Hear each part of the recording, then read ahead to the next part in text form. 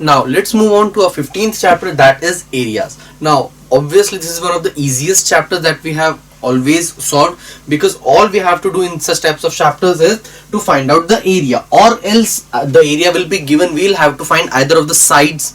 Okay, तो ये ही दो टाइप के क्वेश्चंस होते हैं जो मोस्ट ऑफ द टाइम्स पूछे जा सकते हैं. ओके, अब एरिया बेसिकली होता क्या है? Area is basically the amount of sheet या द अमाउंट या जो द अमाउंट ऑफ कारपेट जो हमें रिक्वायर होता है किसी भी चीज को कवर करने के लिए, that is it's area.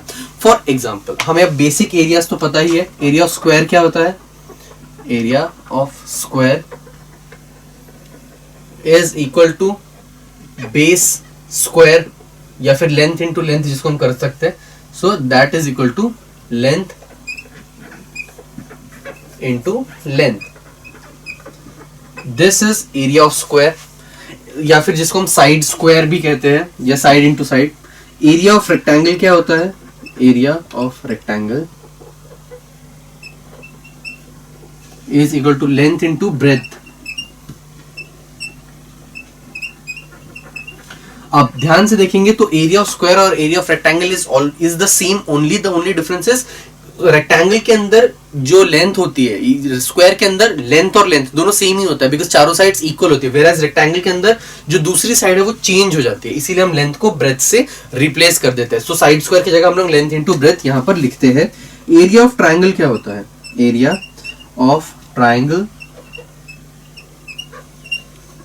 This is equal to half into base into height. ये होता है हमारा एरिया ऑफ ट्राइंगल. और area of right angle triangle क्या होता है? Area of right angle triangle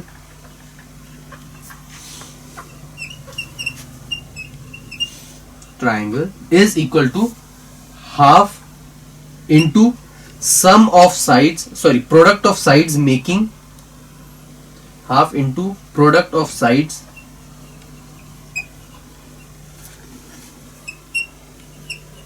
making right angle. अगर ध्यान से देखें तो ये दोनों सेम ही है. कैसे? अगर एक राइट एंगल ट्राइंगल की मैं बात करूं तो वो कुछ ऐसा होता है. ओके, सो जिसके लिए ये है उसका बेस और ये है इसकी हाइट. तो एरिया ऑफ ट्राइंगल क्या हुआ? Half into base into height. लेकिन अगर मुझे right angle triangle specifically given है तो मैंने क्या कहा? Half into product of sides making right angle. Product of side making right angle मतलब कि दिस इंटू दिस, मतलब कि base into height, which is basically half into product of side, मतलब कि half into base into height. So ये basically these are one and the other thing only, सिर्फ अलग अलग तरीकों से गिवन है, because right angle need not always be given in this way. किसी भी एंगल से गिवन हो सकता है, इसीलिए अगर राइट एंगल हमेशा गिवन हो तो keep this thing in mind कि जो प्रोडक्ट ऑफ साइड्स है डायरेक्टली उसको हाफ से अगर हम मल्टीप्लाई कर दे, product of sides making 90 degree with each other. Okay, this is something जिसको ध्यान में रखना है. जो 90 डिग्री बनाता है वो दोनों साइड्स को के प्रोडक्ट को और into multiplied by half. Okay, so into half is the area of that particular right angle triangle. अब ये सब चीजें तो हमें पहले से पता है. Now we will be moving forward to the other shapes. Okay, first is area of parallelogram.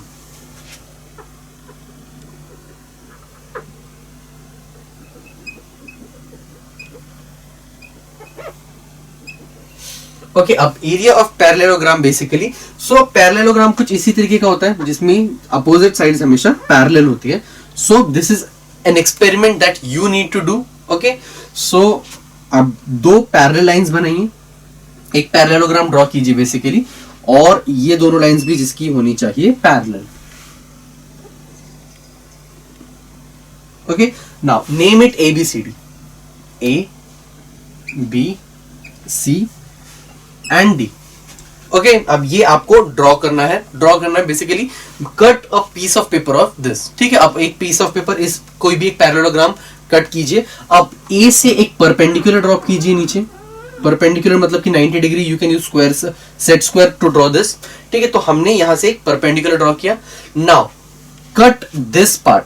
अगर हम इस पार्ट को कट कर देंगे तो मतलब कि सिर्फ इतना रीजन रह जाएगा. ओके, इस पार्ट को हमने कर दिया cut.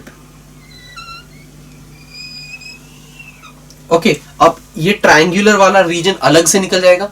Now this triangular reason, ये जो रीजन है, अब मैं इस पॉइंट को नाम दे देता हूं ए डैश। ओके, अब ये ए है इसलिए मैंने इसको ए डैश नाम दे दिया। ये जो ट्रायंगुलर रीजन है आप इसको साइड में ले जाकर यहां पर अटैच कर दीजिए, मतलब कि मैंने उस ट्रायंगुलर रीजन को ले जाकर यहां पर अटैच कर दिया। Now you will see that it has formed a rectangle. Okay, आप देखोगे कि ये एक रेक्टेंगल बना देता है। ये अगर हमने इसको यहां से हटा दिया है सो ये ऑब्वियसली यहां पे चला जाएगा।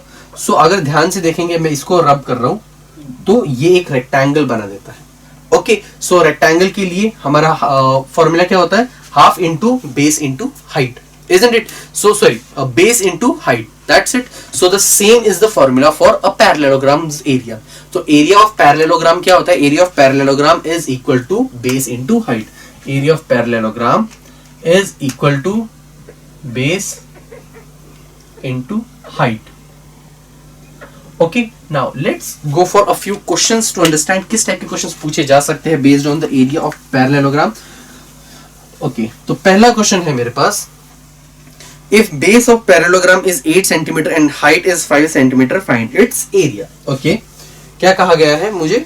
base is 8 cm, base is equal to 8 cm and height is equal to 5 cm. ये मेरे पास बेस, ये मेरे पास height. I need to find out the area of parallelogram. So मुझे एक चीज पता है, area of parallelogram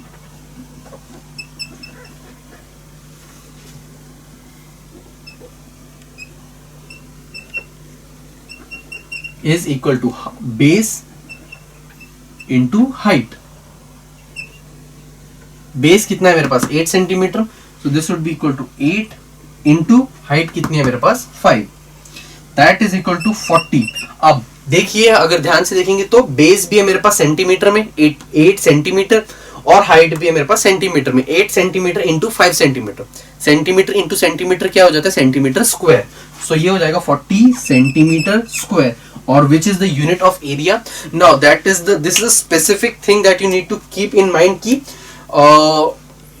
whenever you solve questions of area there has to be unit next to it. Okay, इसको सेंटीमीटर स्क्वायर या फिर square centimetre भी हम लिख सकते हैं। It can also be written as square centimeter. Okay, the 40 square centimeter. This can also be, sorry, it can also be written in this way. Okay, moving on to the next question. अगले question में हमसे पूछा गया है कि if area of parallelogram is 112 square centimeter. Okay, अब मुझे area given है कि area of parallelogram is 112 centimetre square.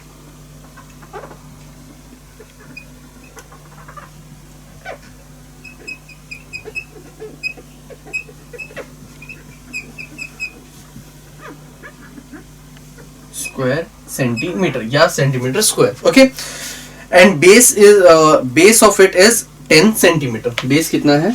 Base is equal to 10 centimetres. Find its height. Okay, मुझे हाइट को फाइंड आउट करना है। मुझे सबसे पहले फॉर्मूला लिखना हमेशा बहुत मैंडेटरी होता है। Area of parallelogram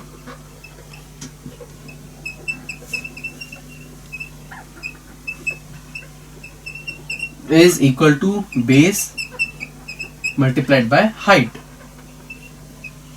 which will be equal to area of parallelogram मुझको गिवन है 112, बेस मुझको गिवन है 10, हाइट मुझे नहीं पता। सो अब ये डिनोमिनेटर में आ जाता है। So height will be equal to 112 divided by 10। मैंने सिर्फ इसको इंटरचेंज कर दिया, एलएचएस को आरएचएस, आरएचएस को एलएचएस में और फिर 10 को डिनोमिनेटर में लेकर आ गया। यहाँ जो मल्टीप्लिकेशन वाली चीजें होती है वो अगर आरएचएस में जा रही है तो वो डिवीजन में जाती है। Always keep this thing in mind. और अगर आरएचएस में कोई चीज डिवीजन में है तो वो मल्टीप्लिकेशन में जाती है। बट हर टर्म, अगर यहाँ पर तो एक ही टर्म है, 3-4 अगर टर्म हो तो हर टर्म के डिवीजन में होनी चाहिए। ओके, सो ये हो जाएगा 112 divided by 10, that is equal to 11.2 centimetres. Okay, क्यों? क्योंकि लेंथ की बात चल रही है। Length can be calculated in centimetre only. Okay, या फिर मीटर के अंदर, लेकिन यहाँ पर स्क्वायर सेंटीमीटर गिवन है तो इसीलिए मैंने सेंटीमीटर लिखा। सो हाइट जो है that is equal to 112 centimetre. Okay, so this is how you can find out अगर एरिया गिवन है और कोई एक आइदर ऑफ हाइट और बेस इज गिवन, तो आप किसी भी दूसरी टर्म की वैल्यू निकाल सकते हो, और अगर हाइट और बेस गिवन है तो you can easily find out the area.